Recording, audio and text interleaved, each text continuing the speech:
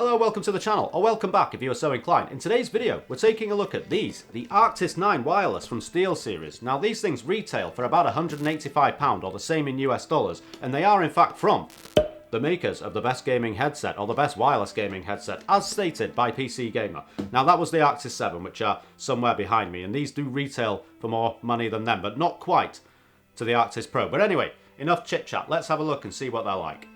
Now in terms of the design and style of this headset, I've said in previous ARCTIS line videos that I do like the design. I like this solid steel headband. It's very robust, very strong. You know it's durable and it won't break. Now the band itself is surrounded by this, the elasticated band that makes up the rest of the ski goggle / suspension design of this headset.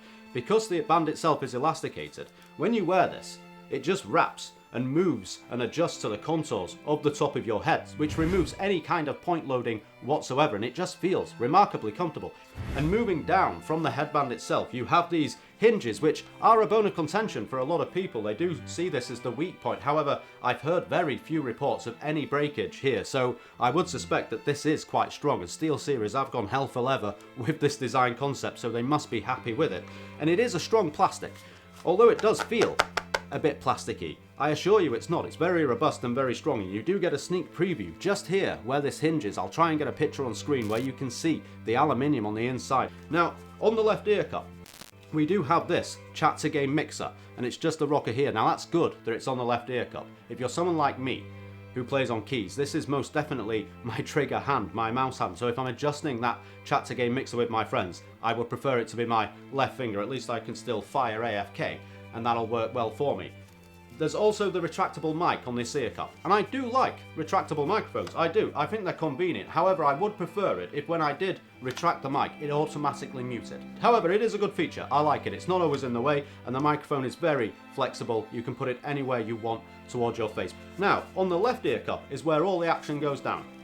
We have the 3.5mm share port. Moving away from that, we then have the micro USB charging port. Micro USB on a £185 headset seems ridiculous to me. It really does. We should be at Type-C at this level. I suspect SteelSeries have an abundance. Next to that, we have the power button. Self-explanatory. Just hold it down until it turns on. Nice and easy. But then it gets interesting. We have the Bluetooth activation switch here as well to synchronize your device with your phone, things like that, so you can listen to music. The mute switch, as we mentioned in previous videos, is a depression switch which can be quite irritating, and this thing does take a bit of effort at times just to get it plugged back in. That does bug me somewhat. However, the button is bigger than on the ARCTIS 7, so there's more feeling there to actually get to it, so you can find where it is fairly simply once you get used to the headset itself. And above that is the volume rocker. This volume rocker seems to have very little travel in it, so actually being accurate with the volume is quite difficult, and the moment you move the headset off your head, you're guaranteed to have touched it. So it is a minor inconvenience, I accept, going back in and readjusting the volume, but I'd rather have much more control. It feels to be only half a wheel's worth of travel to this, which is more of a slider than it is a wheel. So I'm not overly pleased with that. I prefer to have much more control. I'd rather an infinity wheel as well, if I'm honest. But this is a nice headset. I feel like I've just laid into it. The design I like, the style I like, the comfort very much like. So yeah, there we are. That's the build quality section of the video done, and it's a pass. I'm just disappointed with how much of the control is on the right ear and not the left. But there we are. So here we are. This is the microphone as it is on the ARCTIS 9. They've chosen not to use the Clearcast mic that they've used on the ARCTIS 7 and lower. They've simply gone with a bidirectional noise cancelling microphone. Now this does have a frequency response range of between 100 and 6,500 Hz, which is kind of good, and this is what that sounds like. It's recorded just into OBS. I put no filters on it whatsoever. I've just, well, possibly adjusting the actual audio levels to normalise it to the rest of the video. If I have, I'm sure I've got that on screen. Now, it sounds a lot like the Clearcast mics. There's no real difference there for me. It's still kind of nasally and a bit high-pitched. It's lacking in that more bassy, more grumble area of a mic that you do get on the V2 Pro or the Corsair Virtuoso, which comes in at less money than this and has a far superior mic. Yes, that's a remarkably uncomfortable headset, but still, the microphone on the SE and the non-SE version is outstanding when compared to this. This feels a bit last generation for me, does this microphone. It doesn't sound great. You get that aircraft pilot tone going. Now don't get me wrong, it's not an unpassable microphone by any stretch of the imagination. It's very precise, it's very crisp, and it's very clear. It's just lacking those human tones, those undertones of everyone's voice. But it is kind of cool, but judge for yourself.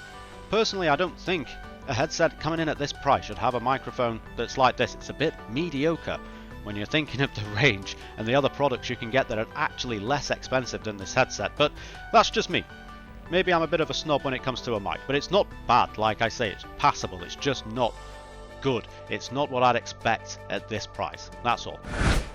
So here we are in the SteelSeries engine where all the magic happens. Now it's all very basic once you go into this in terms of audio. Now if you don't have the 7.1 turned on, you can't really change any of this. You've just got the equalizer. Now the equalizer itself, however, is quite vast, if I'm honest. Compared to most headsets, this is remarkable. That's like twice the amount of sliders than you'd get with, say, the Astro A50, for instance, which is, again, another reason why the feature set of this headset is the thing that makes it stand out from the ARCTIS 7, where you don't get this many options. Now, as a standard, I have the 7.1 turned on, because I am a PC gamer, so I have it and not use it. Now, in terms of the mic, you've only got these two settings, which is the mic volume and the mic side tone, and it is disappointing on a headset that this feature filled at this price range. You can't actually adjust the mic settings, which is rather frustrating if I'm honest.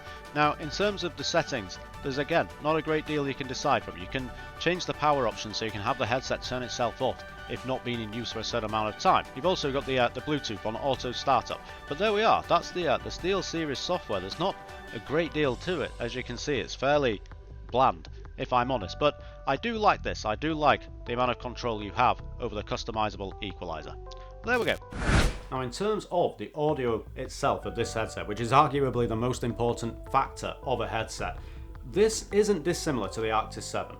Kinda disappoints me a little bit. I would have thought if I'm paying extra money, especially considering the ARCTIS 7 comes in at around $130 now, which is a good $50 cheaper than this headset, I'd have expected a bit more within the audio itself. Now in terms of games like Tomb Raider, or Shadow of the Tomb Raider to be precise, a more cinematic game, which is one of the games I used to test the audio on this, it sounds wonderful, it really does. Everything is nicely balanced and there's very natural tones to the audio itself, and that's all very good.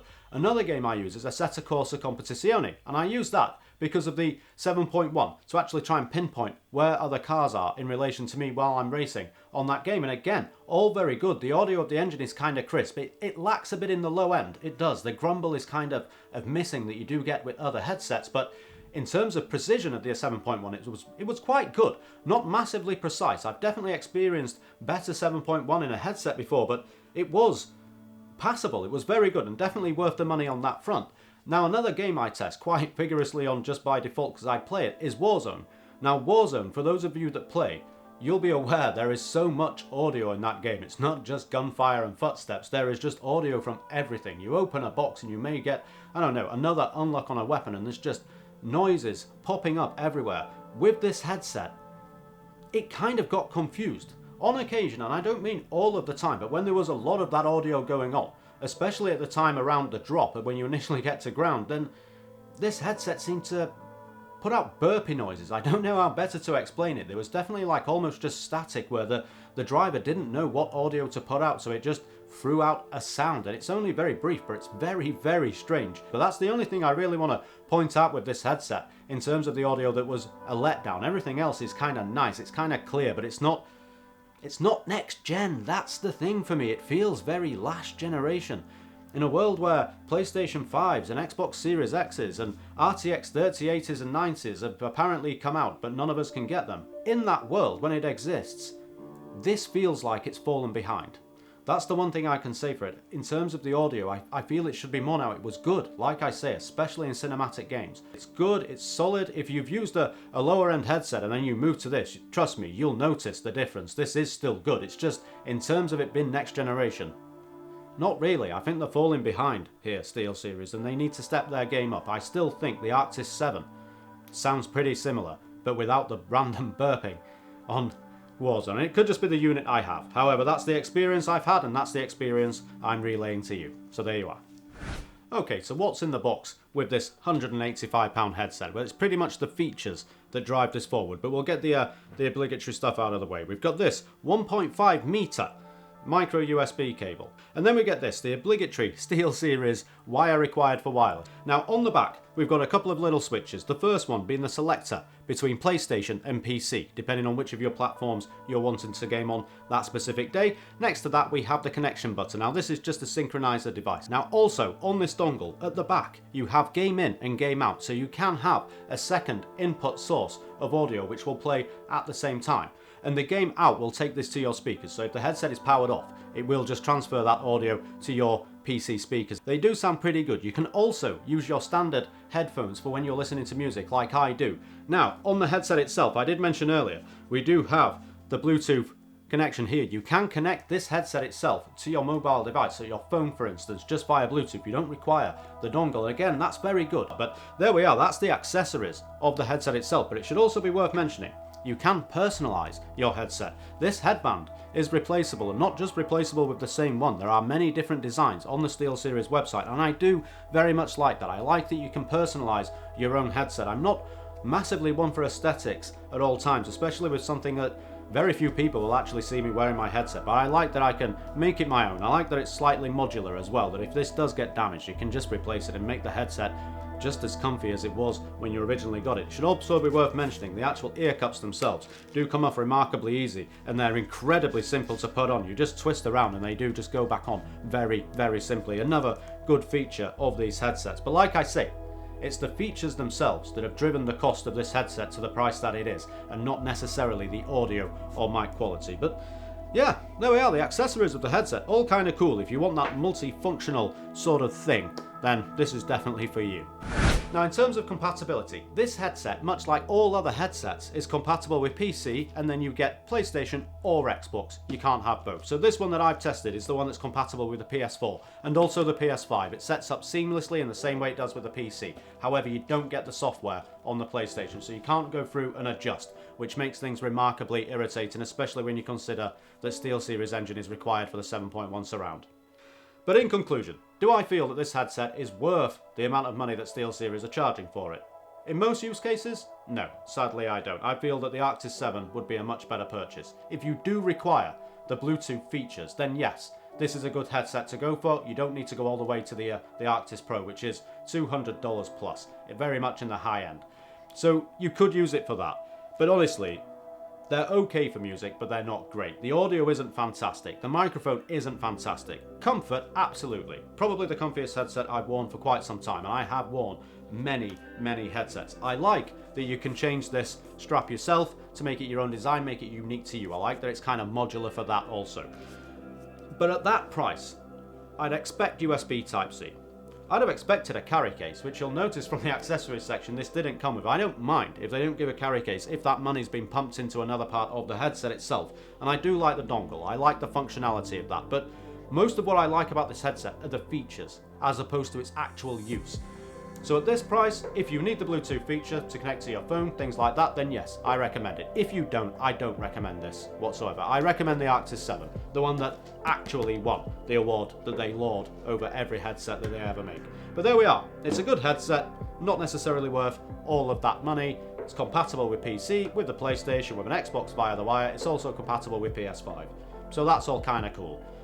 But yeah, the price is the stickler for me. I just don't think it's worth that money. I don't think there's a noticeable enough step up from the ARCTIS 7 to justify that additional expense, especially given that the ARCTIS 7 retails at around $130 in most instances now.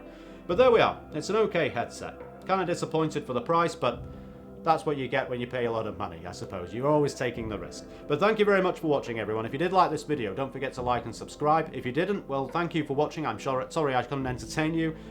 There will be an affiliate link to this in the description below. I have to let you all know, if you do buy anything from Amazon through that link, I will make a bit of money for it. I assure you, it will go back into the channel. I pay for all of these headsets myself, so that money does contribute to getting more stuff in as and when it comes out, or as and when I can get it delivered in the new world where everything is slow.